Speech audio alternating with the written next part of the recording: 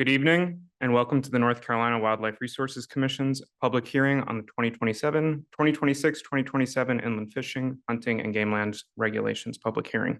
My name is Will Casola and I'm the agency policy analyst. At this time, I'll pass the meeting over to our executive director, Kyle Briggs, for some opening remarks. Good evening.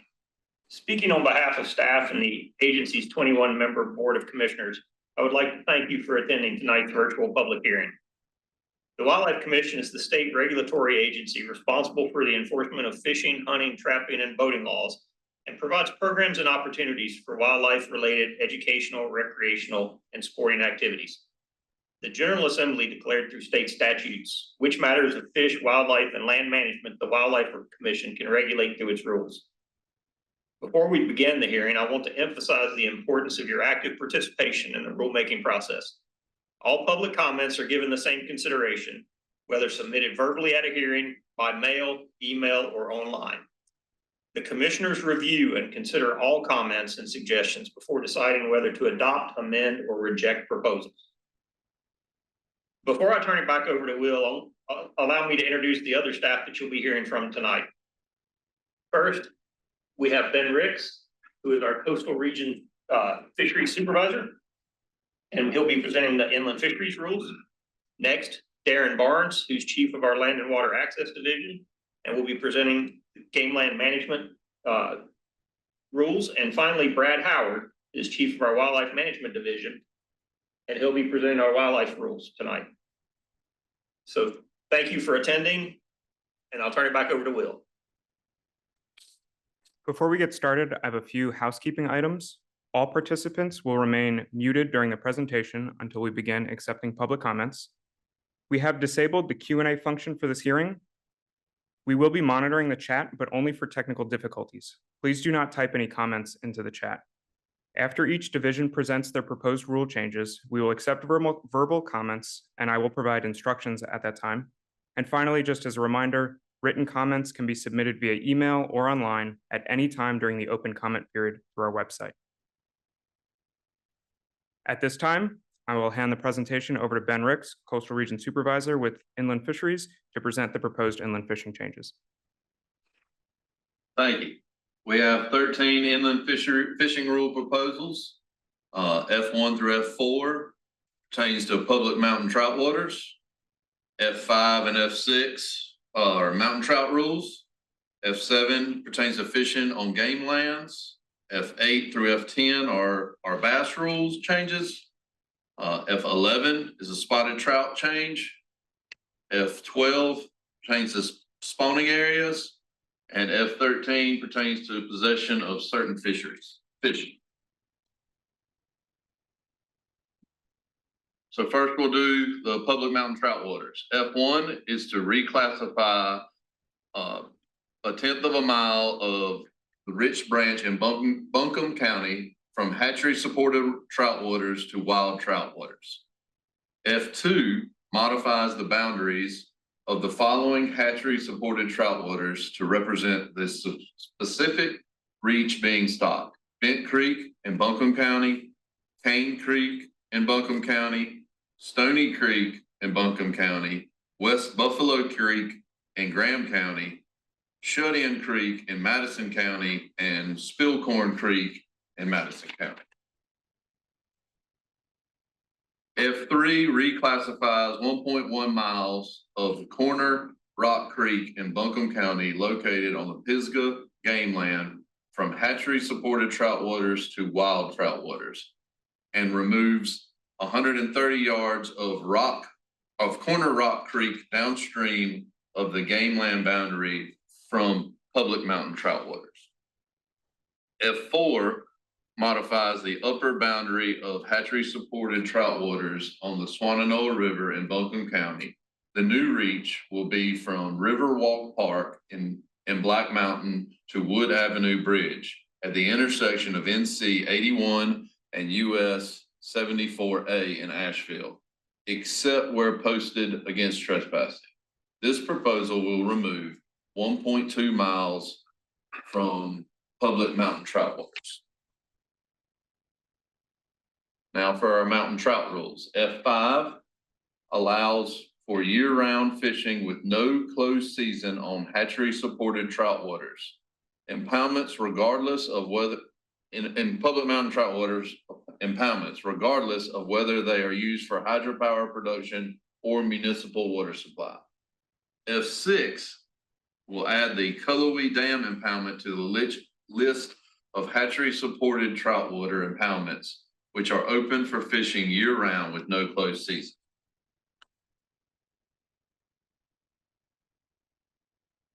F7 pertains to fishing on game lands, and it designates the waters on South Mountain game lands in Burke and McDowell counties as public mountain trout waters and classifies them as wild trout water. Wild trout water. Yeah, sorry. Next will be our largemouth bass rules. F8, remove the daily creel limit and establish no more than 5 fish greater than 14 inches may be possessed in Lake Hammock in Alamance County. F9, removes the daily creel limit, a protective slot limit of 14 to 22 inches, and possession restriction for fish greater than 22 inches for spotted bass in Allegheny County portion of the New River downstream of Fields Dam. F10 refers to white bass. This will remove the minimum size limit of 14 inches for white bass. The creel limit of 10 fish per day will be retained. F11 establishes a no possession slot limit for spotted sea trout from 20 to 26 inches and reduces the daily bag limit from 4 fish per person to 3 fish with only 1 fish greater than 26 inches in joint and inland fishing waters. The minimum size limit of 14 inches will be retained. F12, spawning areas, prohibits fishing from March 1 to May 31st in the recently constructed Kingsbridge floodplain slough connected to the French Broad River, 0.6 miles downstream from NC 191, which is also Haywood Road, that bridge in Henderson County. And lastly, F13 adds Asian pond mussel, any species in the genus Synodonta, and golden mussel, any species in the genus Limnoperna, to the list of species which it is unlawful to transport, purchase, sell, possess, stock in public or private waters of North Carolina. Thank you, Ben. That concludes the proposed inland fishing rule changes. We'll now begin accepting public comments. Please only comment on the proposed inland fishing rule changes at this time. You'll have the opportunity to comment on other proposed rule changes shortly. For those who wish to comment, please click the raised hand button so that we are notified that you'd like to speak. We will then call your name and unmute you. You'll then be prompted to unmute yourself, and then you should be able to speak. For those of you that called in using your phone, please hit *9 to be placed in the queue to speak. We will call the last 4 digits of your phone number and unmute you when it's your turn. We ask that if you do comment, please keep your comments respectful and to 2 minutes or less, and that you only comment on the proposed presented proposals. Please raise your hand or press *9 at this time if you'd like to comment.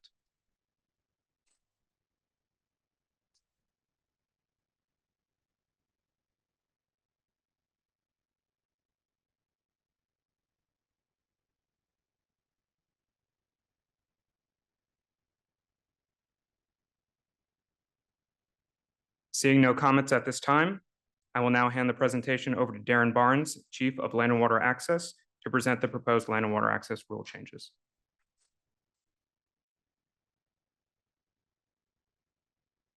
Thank you and good evening. I'm Darren Barnes and I'm here to present our land and water access proposals for the 26-27 annual cycle. We have 11 proposals we'll go through this evening. two that cover the use of game lands, one that covers mountain biking, one that covers horseback riding, one related to Chowan game land, one related to Mayo game land, one related to Pisgah, one related to the Sandhills game lands, two related to dog deer hunting, and one related to conservation areas. We'll go through those at this time. So first is rule proposal G1.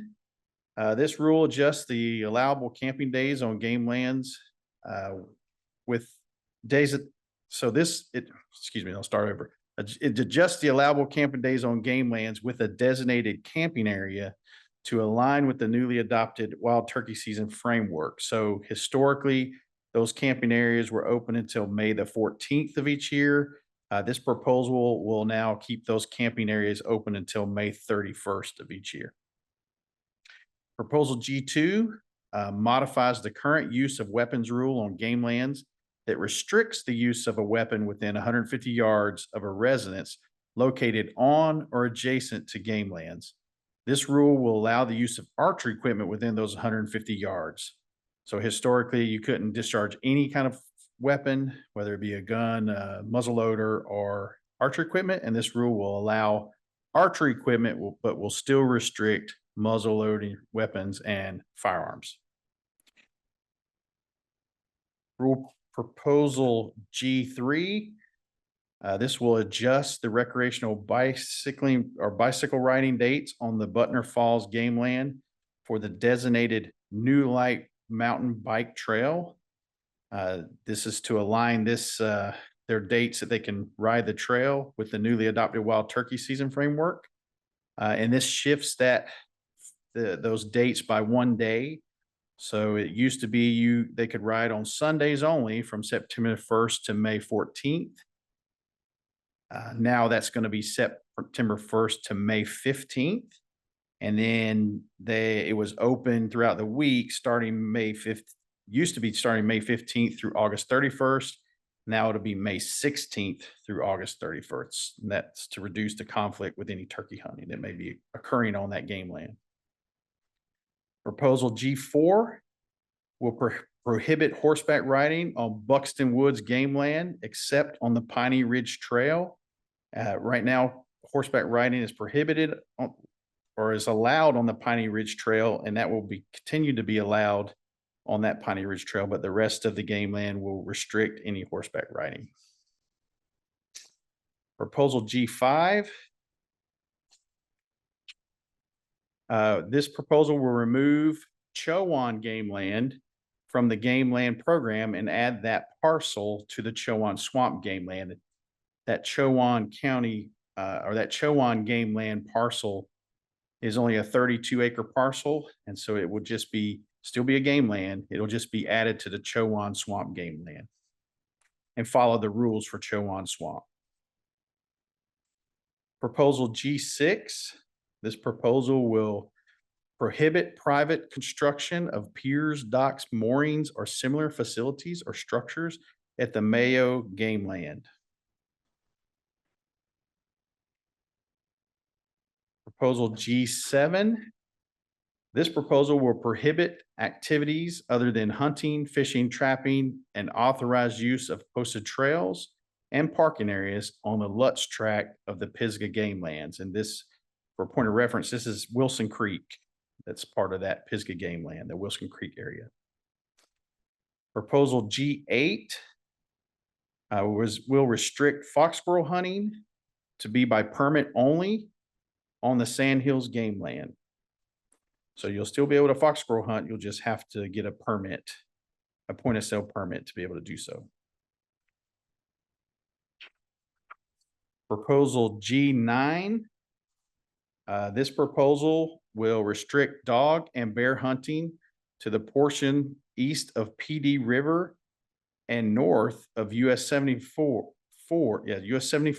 by permit only, and prohibit pursuing or chasing deer or bear with dogs for the purpose of training. Proposal G10 will restrict dog deer hunting by permit only on Sandhills game land and prohibit pursuing or chasing deer with dogs for the purpose of training. It will also prohibit individuals convicted of a wildlife or trespass violation while hunting deer with dogs from receiving a permit for hunting deer with dogs the season following conviction. So both these proposals for PD River and Sand Hills will allow dog deer hunting just by permit only. Proposal G11. This proposal removes Robeson Game Land. This proposal will remove Robeson Game Land from the Game Land program and convert it into a wildlife conservation area. And this currently this game land is a 42-acre parcel in Robeson County, and it has no vehicular access. And so it will convert to this proposal will convert it to a wildlife conservation area, which will still allow hunting Monday, Wednesdays, and Saturdays.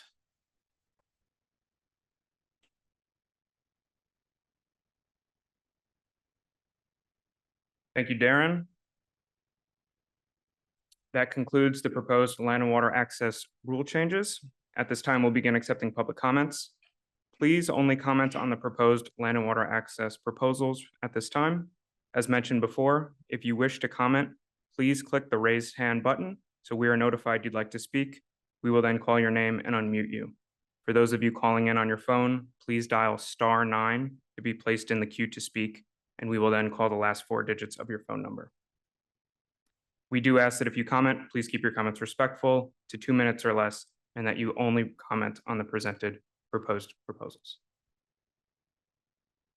Please raise your hand or dial *9 now to comment. Nathan H.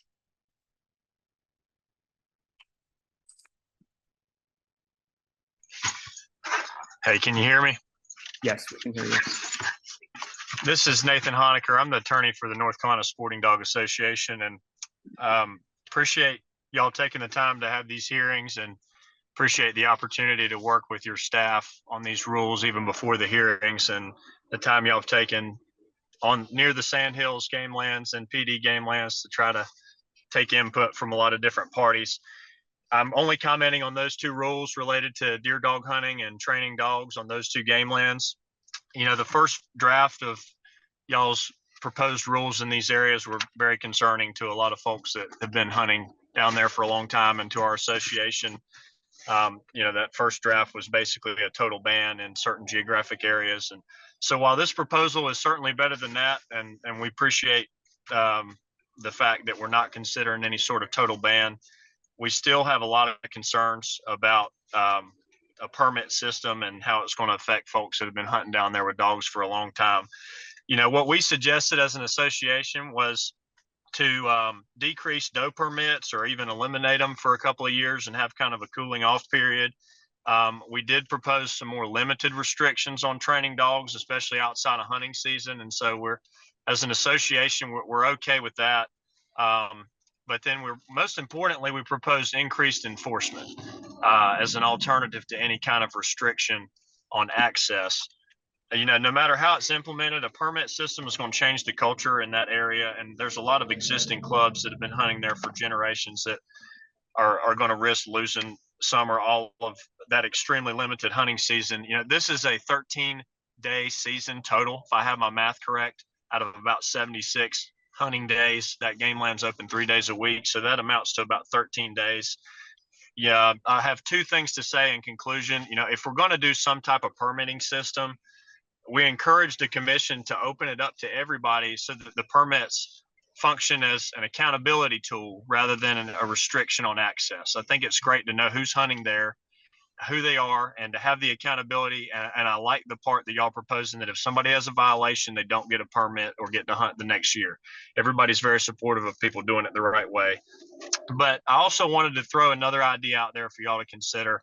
I've gotten a lot of feedback that folks would rather lose 1 day out of that 3-day-a-week season, maybe take away Wednesday and have Monday and Saturday still, rather than do some kind of permit system that's going to restrict access. And so that would take that 13-day season down to the single digits. And of course, that is a restriction, but what I'm hearing from folks, and this may not be from everybody, be interested to hear what others think, but a lot of people like that idea a little bit better.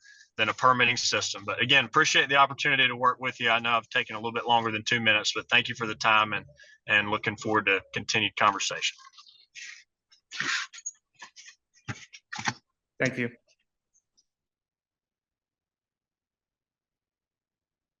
Next up is Brian B.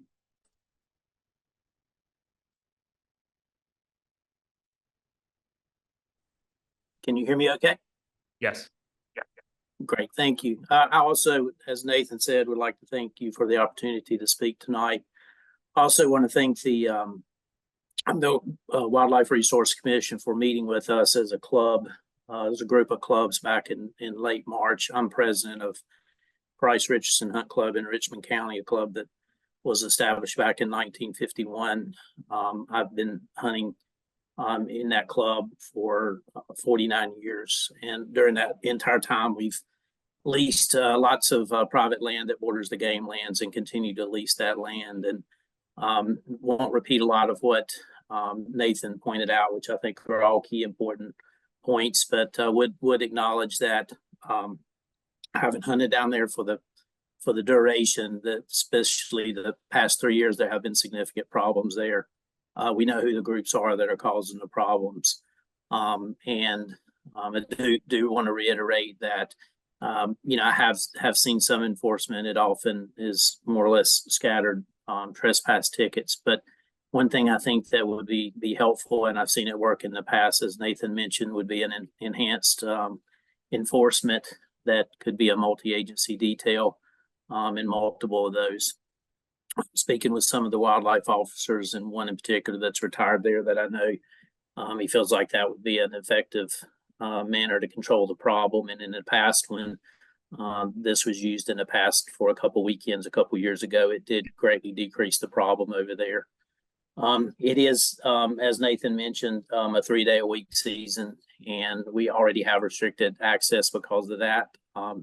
And restricting to a permit system would restrict that even more for our club, to the point that we would lose access to some of our private land to be able to hunt legally and ethically with dogs and not cause problems. So it would make a major impact on our club, to the point it could even possibly shut us down in the future. So I would recommend an enhanced enforcement program and a stay on this proposed permit program for 2 to 3 years until the data can be collected on this enforcement detail and analyze the data. Nathan mentioned a couple of other key points that I think are good ideas. The other thing that I thought we've talked about this before because of the doe permits on there. One option might be that could be thrown out there, and I've not spoken with anyone about this, but restrict the dog hunting to no doe permits. You can't have a doe permit to dog hunt, but the doe permits would be still hunting only. And I think that could help as well. But I appreciate, again, the wildlife working with us and meeting with us and discussing with us in the open dialogue. And I hope that we can continue to potentially work out a process in the future that would be better than a permit system. Is I feel like it really unfairly punishes and penalizes the clubs that do things the right way, while will potentially allow some of the other groups to continue to do what they do, because they tend to break the law anyway. So thank you so much. I appreciate you guys allowing me to speak tonight. Thank you. Next, we have a phone caller, last 4 digits, 8517.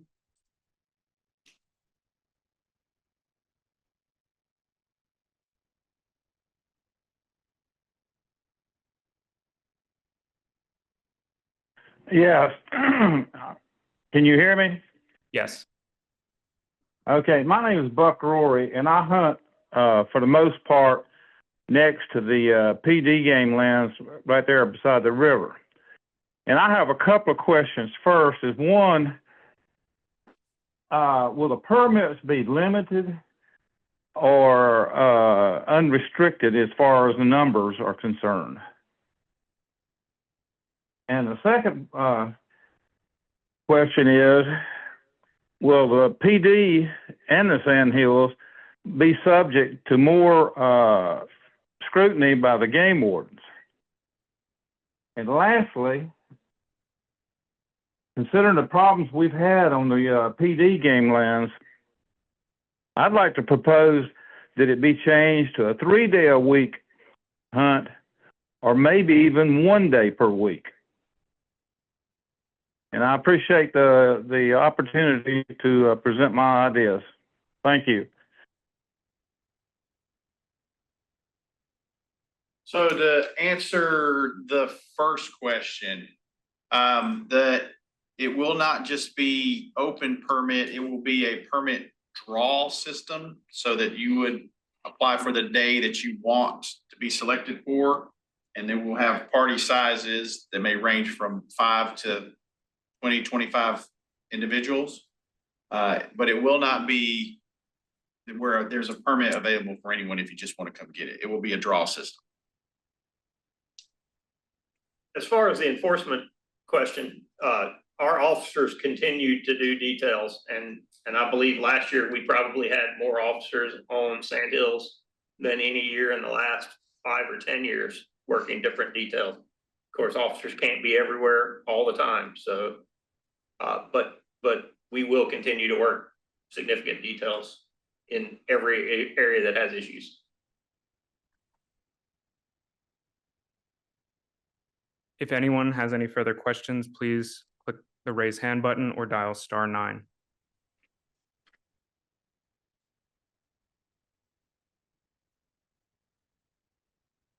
Last 4 digits, 8517.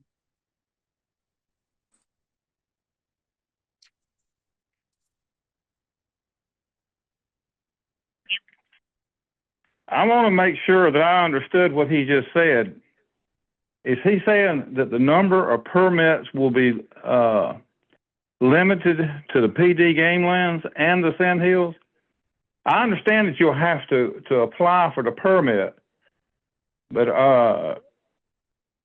would it be I got the impression he was saying it will be a draw permit versus just an unlimited number.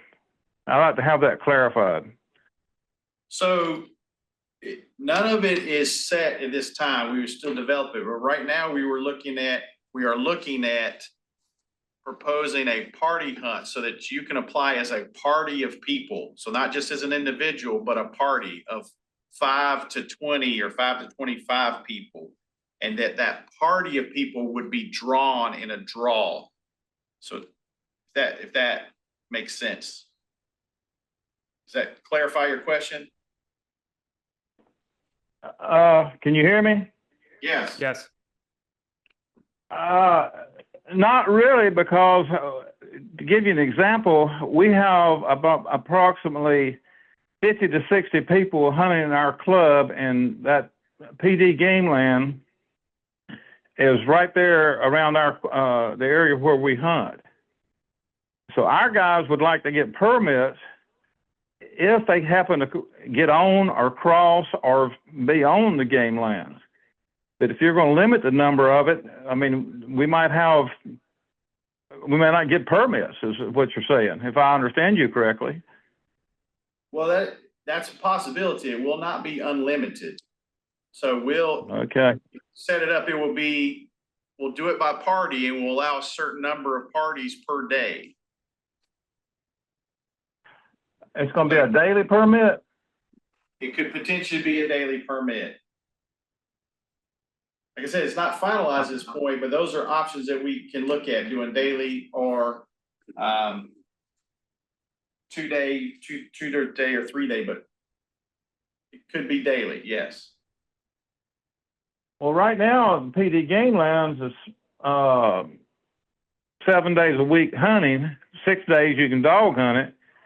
And I don't know, you got 2.5 months of deer season there, and you say it's going to be a daily permit? It could be. I'm not saying it will be. I'm saying that's an option. It could be a daily, it could be 2 day, it could be 3 day. We haven't clarified all those details yet, but it will not be unlimited. Okay. That's going to make it tough. I agree.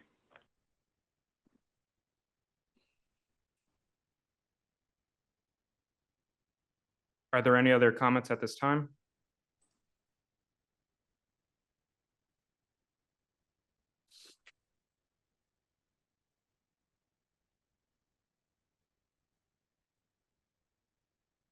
Nick S.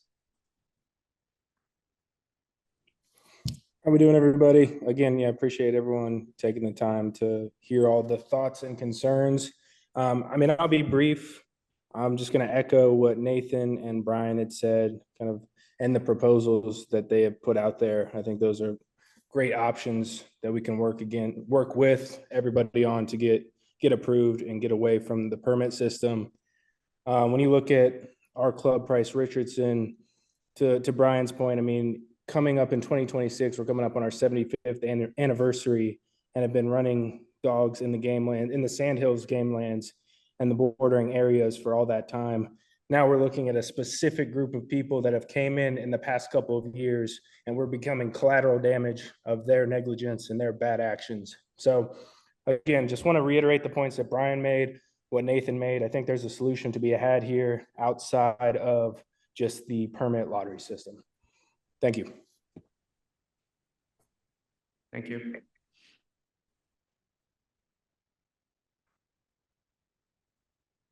Any further comments?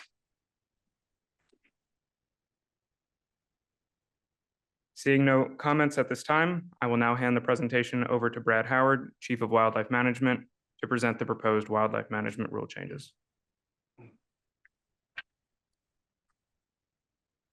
Thanks, Will. Good evening, everyone. I'll be presenting the proposals from the Wildlife Management Division. We have 5 proposals. The first 3 deal with our ongoing challenges to manage chronic wasting disease and our transition into a management phase for that disease. The next one, H4, deals with deer rules, primarily in the western and northwestern season. And then H5 deals with gray squirrels. H1, the proposal is to establish CWD management area counties. They would be Cumberland, Forsyth, Stokes, Surrey, Wilkes, and Yadkin counties. And we would establish specific deer seasons for those counties. The seasons will also shift the timing of black powder and gun seasons to open 1 week earlier in Forsyth, Stokes, Surrey, Wilkes, and Yadkin counties. The opening date for archery season would not change, but archery season would be shortened by 1 week since black powder season will open earlier. H2, the proposal is to establish a 2-day early season velvet season for antlered buck only on all lands, public and private, on the weekend of the 4th Saturday in August in all CWD management area counties. All lawful weapons would be allowed. The normal 2-buck season limit would apply, plus any CWD map tags that have been issued to individuals in those counties. H3 will change the carcass transportation rules to emphasize disposal, and it will require non-edible portions be disposed of in a lined landfill, buried under specific conditions, or left on the ground in the county of origin. Proposal H4 deals with either sex seasons on private lands in 6 western season counties: Avery, Burke, Caldwell, Madison, Mitchell, and Yancey. And it will also increase the either sex season on private lands in 3 northwestern season counties: Cleveland, Polk, and Rutherford. It will also remove the CWD management area counties from the regular deer rule, as their seasons will be set in the CWD management area rule. And then proposal H5 adjusts the opening of the spring gray squirrel season to ensure that we don't have overlap with the turkey season, since we've made changes last year to the turkey season. And it also expands the spring gray squirrel season to game lands. Previously, it had been private lands only, and this will open the spring squirrel season on game lands as well. That concludes the wildlife management proposal.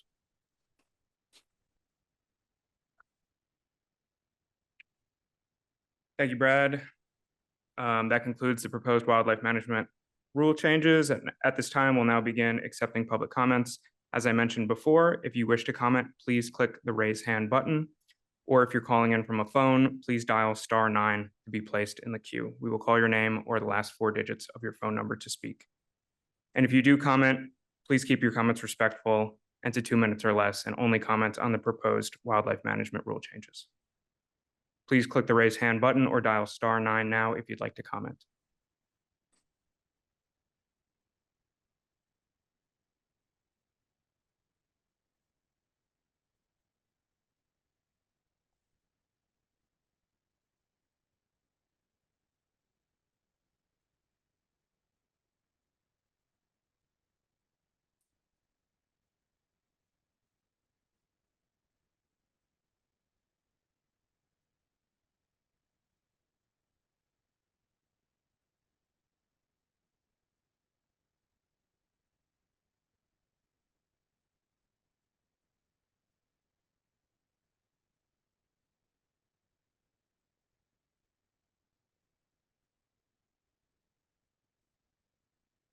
Does anyone have any comments on the wildlife management rules? Please raise your hand or dial *9.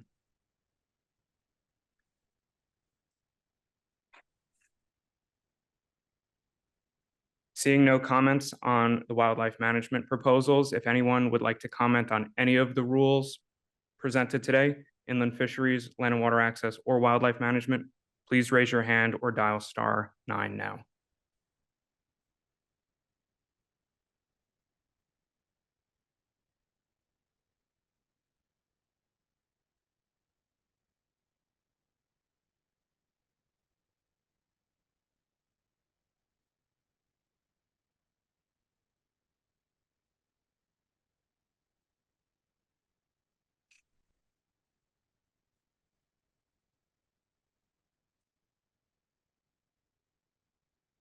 Okay, hearing no comments. Before we close the meeting today, I'd like to remind everyone that the comment period is open until September 15th. Comments may be submitted through the mail, through email, or through our online comment portal. All of this information can be found on our website at ncwildlife.gov. I will now turn the meeting over to our Executive Director, Kyle Briggs, for a few closing remarks. Thank you. And thank you all again for participating in the rulemaking process. Our commissioners look forward to reviewing all the comments so they can make the best decisions on how to manage wildlife resources in North Carolina.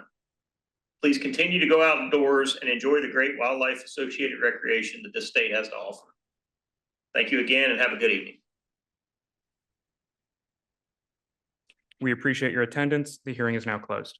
Thank you.